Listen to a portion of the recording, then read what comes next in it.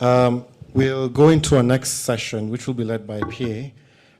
This next session in your agenda is titled something different, but the topic is Mojaloop Deployment and DFSP Onboarding Experiences. PA is here from Fix Awards. PA. Do you want to...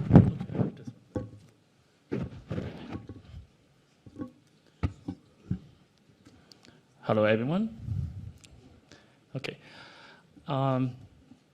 Today, I want to share you all about how we have deployed Mojaloop in Myanmar. Actually, this has been a long journey for us.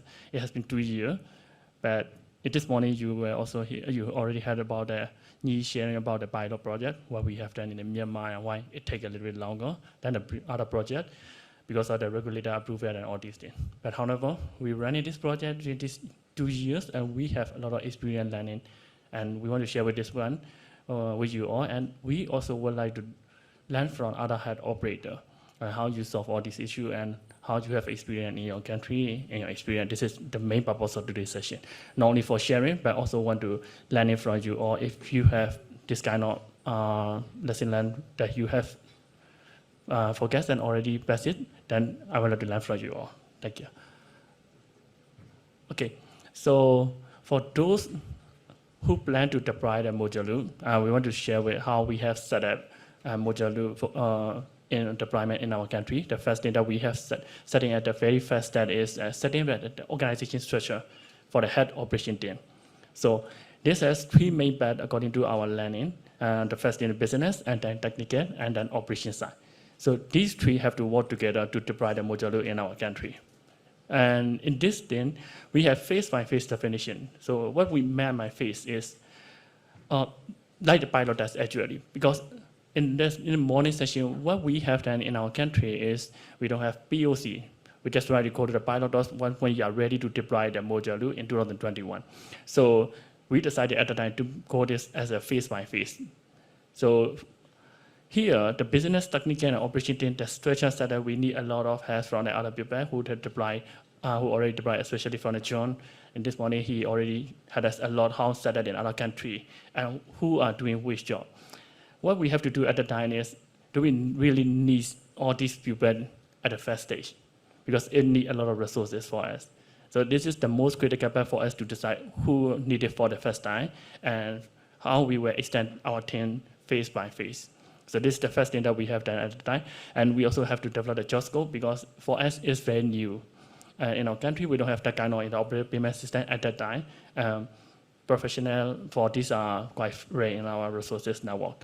And the third thing is, after the recruitment, we have to then training. And luckily, we have the Mojaloop training, which is very helpful for us. All our team members join the training.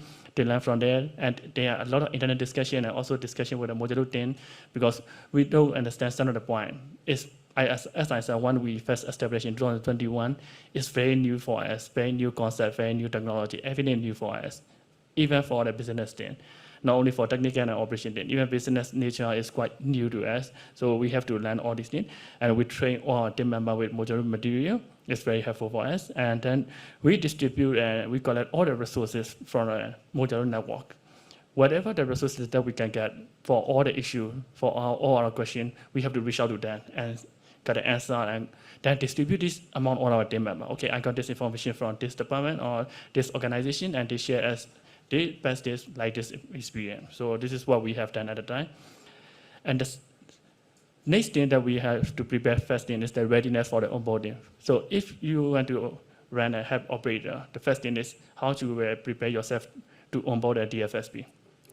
So here the first thing is we have to learn about the API and then the possibility of all the business rule that we have to learn, and then we define the testing phase for the onboarding. This is the most important step. When we first start at this thing, we have a lot of meetings, so many meetings. How many phases we have to decide and when we can go live. So here, for our country, we go with a 3 phases.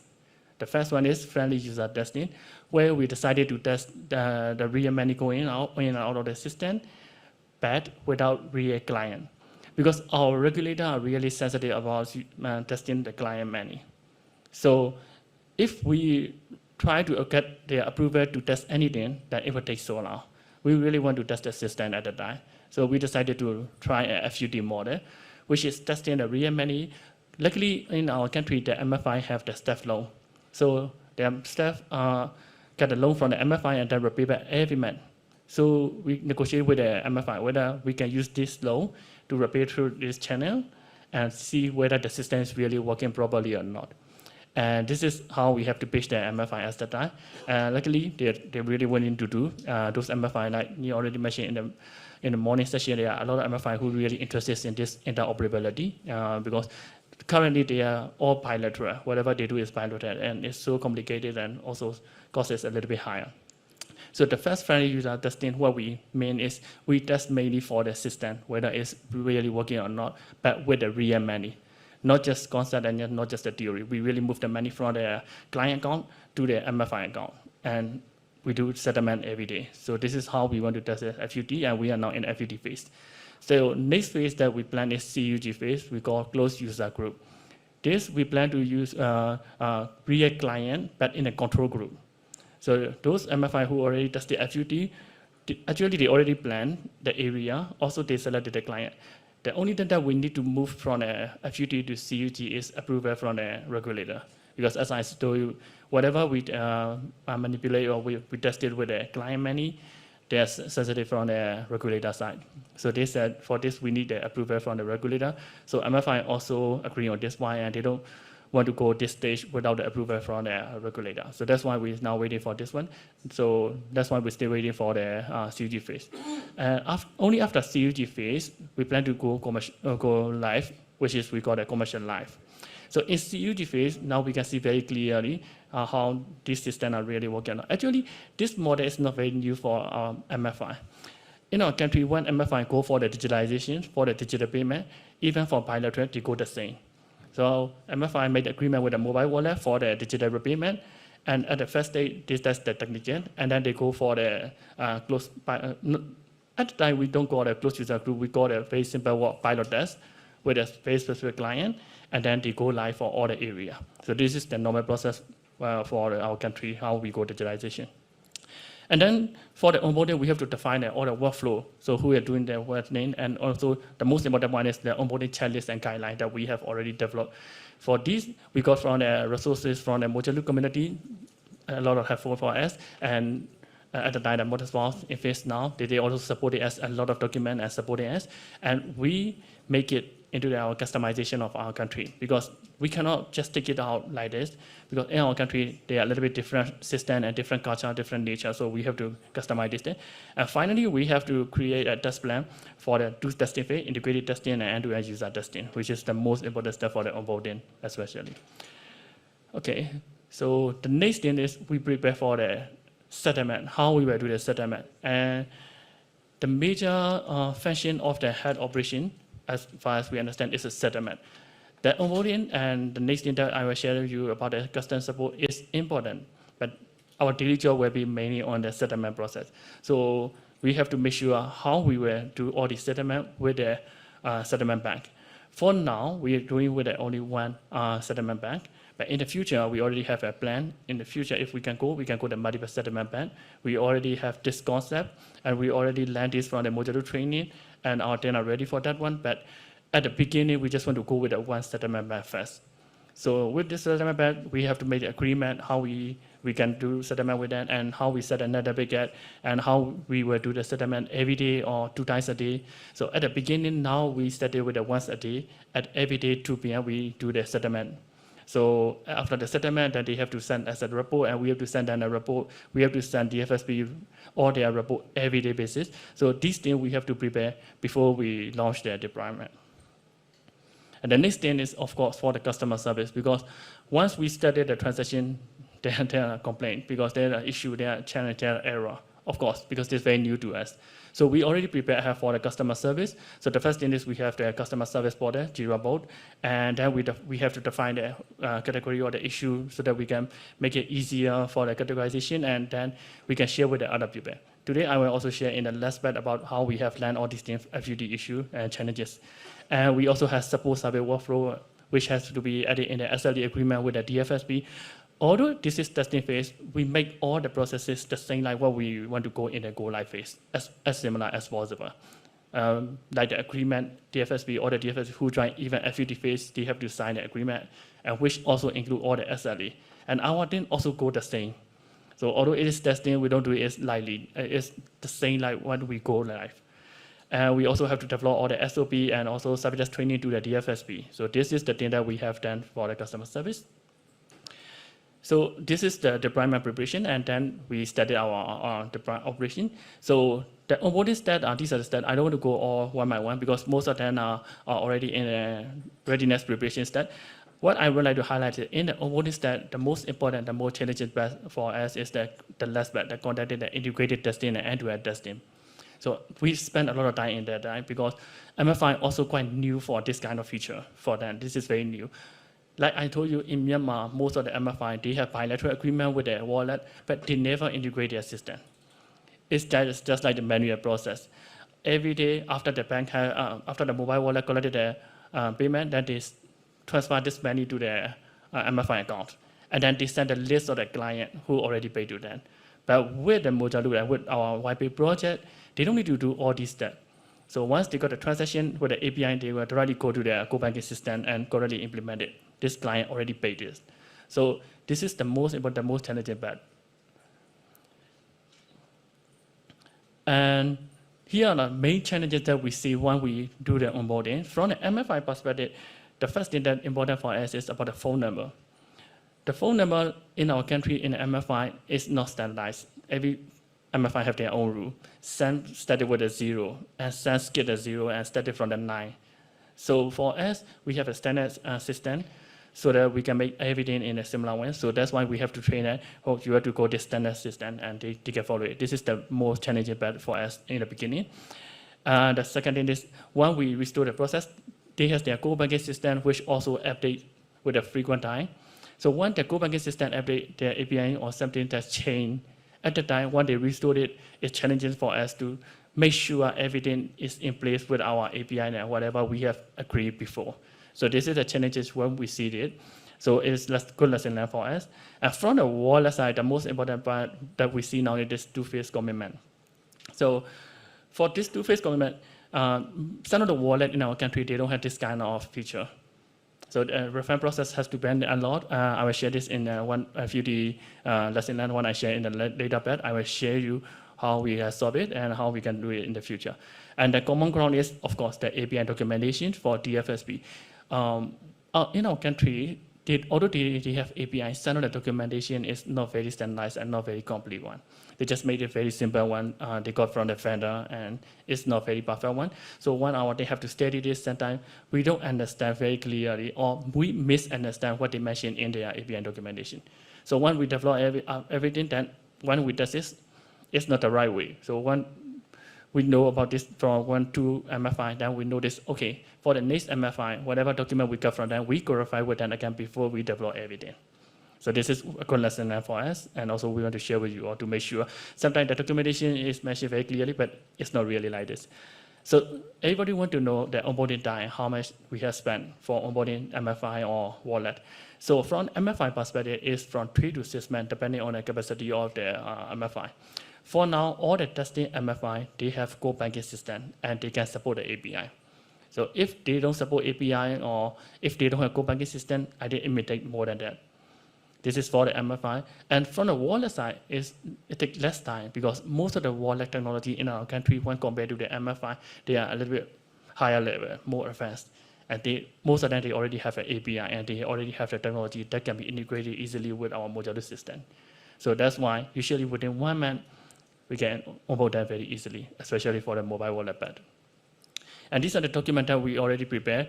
We have SOP for the onboarding, settlement, customer service. We already have this document, and we have already developed the error handling, how to deal with it, and how to collect the data, and transaction report, because during the FUT phase, we have day-to-day transaction report. How much transfer from this wallet to this MFI, and this is what we are seeing here. And also we have developed dispute management and risk management. We plan for the fraud management document, but is that our in next phase. So in the CUG phase, we plan to develop, and we plan to keep this fraud management curriculum. But for the FUT phase, it's a little bit earlier. We focus mainly on the 2 parts for the operation side, especially the risk management and dispute management. which is much more useful in now because we use only the transaction from the MFI staff, not other client. So very low risk for the fraud for now. So this is our next phase plan. So fraud, of course, we will prepare in the next phase. This is our plan. And this is the step of the settlement, how we do. So the first thing that we do the settlement as a head operator, we prepare settlement process workflow. So who will do what and how we will send a report. So after the onboarding, we have a meeting with the MFI to explain then also for the wallet, how we will do the settlement process. And for the FUD phase, now we have only one use case, which is repayment for now. So from wallet side, it's a little bit easier. They just accept the money, and then we can transfer it directly to the MFI. From the MFI side, then they need to know more how they will get and when they can get and how they can use the money. So this is the experience that we got from FUD phase. So we support the FSP to open the liquidity account. Actually, this is not our responsibility, but we support them because we have good relationship with the bank, and they can now open the liquidity account, and we explain them why we need the liquidity account. Sometimes MFI said we already have an account in this bank. Can we use this account or that account? But we recommend them to separate the account. This liquidity account is only for this YPay, what we call our YPay is a Mojaloop Deployment project, YPay settlement. This is separate one, and their own business account is another one, so that it will be very clear transaction and all the report are very clear. And then we could request the contact information for the daily settlement, how to whom should we send the report and all these things. We have document management system to record all the report and to keep all the report in one area. And then the most important point for us is to communicate with the client, especially our MFI and wallet. In Myanmar, because of current situation, MFI are really busy. So sometimes we cannot reach out to the person in charge of this project easily. So they're quite busy, sometimes they cannot respond to us when the issue is happening. They just write out the issue in the ticket, customer support ticket, but it's not complete.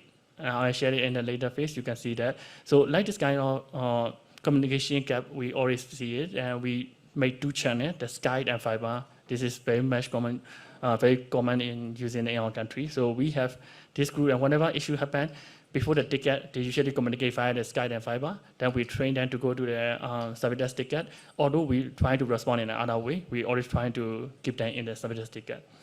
And another thing important is the FSB liquidity account. For testing phase, with the current situation in Myanmar, some of the MFI, they don't want to keep their minimum balance in their bank. Only when they have transaction, they just want to add on the amount. So we try to let that one, and we have also seen this sometimes they miss to upload their account with the sufficient funding, so which made the transaction failure. So it's good lesson learned for us. And so in the future, we also told them you should keep this amount at least 1 or 2 days ahead. Otherwise, you may miss on that day, and the transaction have to be refunded and has to be reformed back or something like that. So we do daily settlement for now. And customer service, sorry, it's quite for now quite stable and not so much issue because from customer service side we don't have so much issue. But we hope we plan for the CUG phase, so that's why we train our team a lot. So we have communication channel, we have daily process, we have to be in line with the SLE, and we have dispute management. Whenever the client fail to do the transaction, we do according to this procedure and all the process and return back to the client or return back to the MFI. This is what we have doing. And we have already also prepared the risk management document from the customer service side. So from that side, like I told you before, the main challenge now is MFI, they don't know, or even wallet, they don't know how to mention clearly in the ticket because this is quite new for them. So they just write down whatever they want. So what we are trying to do now is we want to learn from them. For now, we allow them to write down whatever they see, the issue, the challenges.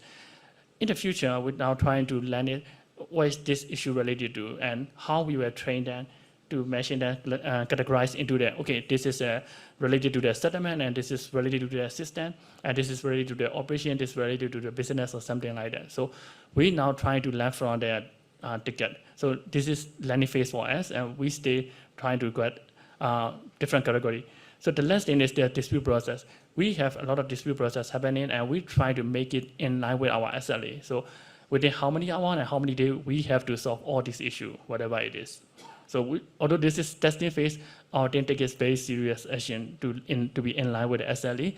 The SLE that we make now is the plan that we made for the CUG phase and also for the go live, the same. So this is the most important point. Although in the pilot testing or FUD, whatever we call, we don't reduce our concentration on all these services. Otherwise, our team will not be ready for the real go-live phase. So what have we learned on this thing? Before that, I want to share you how we have done this in the FUD phase, the friendly user testing. We have now two phases. The first phase, FUD is not a new phase for like the CUD. In the FUD, we started in 30th September 2021 to the March. We planned this 6 months for the FUD1. This is our very first beginning of the Mojaloop deployment in our country. It's a very exciting experience. MFI, wallet, there are 3 MFI join, there are 2 wallet there, and we see how clearly they are doing. And very obvious, one wallet has lower fee, even for this testing phase. There are fee structure that we imply, and another wallet has very low fees. So after the testing of the phase 1, we see very clearly that even the MFI staff, they selected that wallet which is cheaper in fee. So this is the concept for our interoperability. So with many competition, then client can have a choice to go which wallet or not. Otherwise, with the pilot trade, you have to use only this wallet. In this phase, we can see very clearly that with this only 2 wallets, one wallet which is a few amounts smaller than other wallet, it won. So it's very clear that people are seeing this interoperability as a very beneficial for the client. And at that phase, we only tested for the repayment, and there are 336 transactions happen within 6 months. This is really many transactions in our platform. And the phase 2, we studied again in the FUD in 6 June 2022. Actually, the plan, our original plan is the FUD will be only 6 months, and then we will have a 3-month gap to deploy and to prepare everything, to check lesson learned from the FUD phase, and start the CUG in the 6 June 2022. Actually, our original plan is. But what we cannot foresee is the regulator approval. And at the time, we didn't get a regulator approval to go the CUG phase. So actually, I really feel sorry for our country because they didn't approve us. But when I see other people, it's really good. They got the support from the central bank, and it's the regulator and governor, all these people. If they support it, the project will go very fast and a very successful way. I mean, but for us, because of this regulator approval, we still cannot do the CUG phase. But we really want to see what will happen if we do more testing and more MFI or more wallet joining, what will we see? So we all decided in a scheme level, and they decided to start the FUD again in the June, because we already ready for the phase 2, CUG phase. Okay, let's do this with the MFI staff, although we cannot go with our client like the CUG. So here, the repayment, not only the repayment, the disbursement use case is ready in the system, but we didn't test anything yet for the disbursement yet. So the thing is, for the disbursement, with current situation, we cannot do a lot of things. So that's why technically it's ready, but operationally, we didn't have any transaction for the disbursement yet until now, because we still waiting for the approval. Disbursement is much more sensitive for the regulator, so they prefer us to do only the repayment, not the disbursement. So even for the testing, we try to convince the MFI, but MFI said it will take time, and let's go with one use case first, which is repayment. And you can see the transaction is only 117. Why? Because the 3 MFI that already tried before the FUD phase 2, they already tested a lot and they know a lot, so they don't usually use a lot. They are quite busy with the other things, so that's why their transaction is quite low. And the new MFI join and the 2 new wallet join, they tested a lot in their transaction way. So that's why we have 117 transactions. So these are the lessons learned from the friendly user testing. This is not all, but these are the some major things that we have found. And I would like to highlight some of the important points like insufficient liquidity. If they don't keep their sufficient amount in the transaction is failed. And the client say that, okay, why I cannot pay amount? Actually, the client wallet, they have sufficient amount, but the problem is for the settlement and everything, the wallet and the microfinance, they should have enough money in their liquidity account. The problem is sometimes they don't foresee it and they don't know when the client will pay, or they don't expect the client will pay today or tomorrow. So they didn't top up that amount, and then the transaction is free. And client directly complained to us, to the wallet, to the MFI, and then they told us why our client cannot pay, because he has certain amount in his or our own wallet, the transaction is failed. So this is the most complaint that we have solving now. The another thing that we found is the amount addition in the wallet. Some of the wallet did not allow to edit the amount. So what we see now is with the full wallet we are testing now, they all have different nature, different system. Send allows you to change the amount for the repayment, and send they don't allow. They just get the number from the system, and this is the exact amount you have to pay. You don't have any other choice. So now we are trying to bridge between this MFI and wallet, how we can make it flexible. Even for the MFI, they have different strategy. Send MFI allows you to pay the flexible amount, but send don't. So they just said you have to pay full amount or not. This is all on that law. And also for the wallet side, there are similar issue where we are seeing now. But what we see in the future, what will happen is the market, the client will decide. If your wallet is so fast and no flexibility and the charges is high, definitely client won't choose your wallet and they will choose another wallet. So this is about the volume strategy, and this gameplay, what we see in the future is if the volume is high, everybody or the service provider have to change depending on the client nature. If the client like the partial repayment, then you have to do both MFI and wallet. If you don't have that capacity, definitely a client will choose the other wallet. We can also see this very clearly during our FUD phase. Even the MFI steps, sometimes they choose the wallet depending on their fees and depending on the flexibility that they can get from that wallet.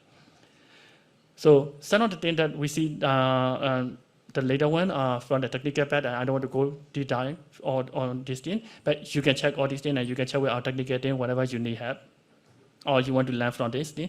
So these are the important points that I want to highlight from this session. What are the lessons learned that we got? One of the lessons that we got is one of the wallet tech things that they configure the staging code connector link to the production. So they change something in their system, and then when they update their system, we didn't notice that one, and we go as a normal one, our normal procedure practice. What this happened is there's a some error scenario coming from the wallet, and we didn't notice that one. What we see is whatever they change something, we estimate that we hope that they were test everything in their system first before deploying everything to us, but it's not the case. It was not the case. So what we have a lesson learned from us is whenever the change in the production environment from the DFSP, whatever it is, we have to test in our system again before we go live. Before we go, we allow them to integrate with our system. This is one of the good lessons learned for us. Previous, we don't do like this. Whatever they change, it is up to them. This is their system upgrade, and we don't need to do anything. But for now, when they change the system, we have a good lesson learned. We should test whether the new system or the system upgrade that they have made have no impact in our integration or not. We don't rely only on that, and we just have a good lesson learned to test it by ourselves. And the service dashboard and living and parameter, like I said, we are still in the learning phase, and they are quite, I can say, for now it's a little bit messy because MFI and wallet, they want to write down in the service dashboard whatever they like. So we try to categorize them, but it's a little bit hard for us to categorize now. But we are in the process of showing all these things. Sometimes in the ticket, they mention incomplete information. So we have to connect them what happened. And then they have to reach back again to their client, what happened. And the client said, I don't know. So this is the problem happening now. Only the wallet node, they said, I want to pay, but it's failed. So all the information and communication has been not working properly, what we see nowadays. And we can improve this in the future, and we have developed some of the internet procedure, how we will communicate with them and how they have to know when a transaction is failed. And the root cause analysis is also one of another thing that whenever there are certain issue happen that we have happened before, we thought that it's the same issue. So the team that's supporting, especially the response very fast. Oh, I see this happened in the other MFI or other wallet recently. So they do that, okay, you can do this, you can do that, but actually it's not the same. It's a little bit slightly different issue, but we see this as similar, what we thought it is similar. And what we reply then is false, and they also argue with us why this is happened again. Since this is a FUD phase, everybody understands that very, very clearly, and they usually forgive us if we make some mistake. What we worry for the head operator side, what we have to improve our team capacity is, if we go live, it's not acceptable. Because in MFI, in core banking system, if you late one day, there's a penalty charge. So if the client money is not coming to this MFI, although the client trying to pay and he or she has enough money in his or her wallet, but he cannot pay it, that's the problem for us. And they will lose trust on our system, which will be hard for our country because in our country, still digitalization and digital payment is not very common, and a lot of people still worry about the fraud, scam, and all these things, and they don't trust so much on the digital money. So we are now trying to, this for us, it's like a simple thing, but very, very sensitive for the client. When they try to pay and it's not successful, they just flash out and then they call and scolded what happened. And sometimes wallet side, also from the wallet side, they don't know, some of the team members, they don't know what is happening. So they just complain to us, just ask what happened. But once we ask them, they cannot answer very clearly. So these are the things that we need to improve the communication channel and the way of communication. Okay. So this is one of the technical things when the certificate is expired. This case happened one time in our testing phase. So it's good for us to learn for our technical team to check all these things. So when transaction phase, the certificate has been expired or not, all these things are good lesson learned for us. And we have one issue, the finance border cash issue happened once again. When we do this finance border transaction settlement, the settlement is not done properly at the time, and we try to check all the things. Everything is quite okay. And finally, what happened is about the cash file. Suffering from this, then because of the applicant or the system or whatever it is. So these are the things that our technological team can find out easily, but these are the good lessons learned. What we want to try to do is, in the future, all these lessons learned should be in the SOP, how to prevent it, how to solve it immediately once happened. But for now, the transaction is quite low. It's okay. It's 2 or 3 transaction party. We can handle it very easily. And then the FSP liquidity account also a very common issue happening during the FUD phase. Most of the MFI, they don't have enough amount in the liquidity account. And when we call them, they said, okay, I'll transfer now, and they transfer money just now. It's okay. So this is the thing that we want to highlight again and again. And this is liquidity. This liquidity balance is another thing that we see in the finance border now. For now, we don't have direct communication with the bank. So if the client MFI withdraw the money from the liquidity account, we don't know immediately. So the thing is, the bank have to send us the any amount or withdrawal amount, whatever it is, change amount. They have to send us the email. Sometimes they fail to send it immediately. So this is the thing that we have to solve in the future with the integration with the bank. So we are not talking with the bank whether how we can improve it by direct integration with the API or something like that. Whatever the client update their liquidity account amount, whatever it is, we have to be updated in our system too. Otherwise, this will be quite risky for us. For now, this happened quite time. Here you can see already 4 times happening. Sometimes we got an email, but it is wrongly mentioned the amount. So when it amount is wrong, we set that in the finance border, the liquidity amount. Depending on that, we have the net debit card, which start the MFI to do the transaction because they send the wrong amount. They less 10, and then we cannot do any transaction in our finance border. So these are the things that we have learned. So thank you so much. Like I said at the beginning of the session, we really want to learn from the other head operator, from the other system integrator, whatever it is.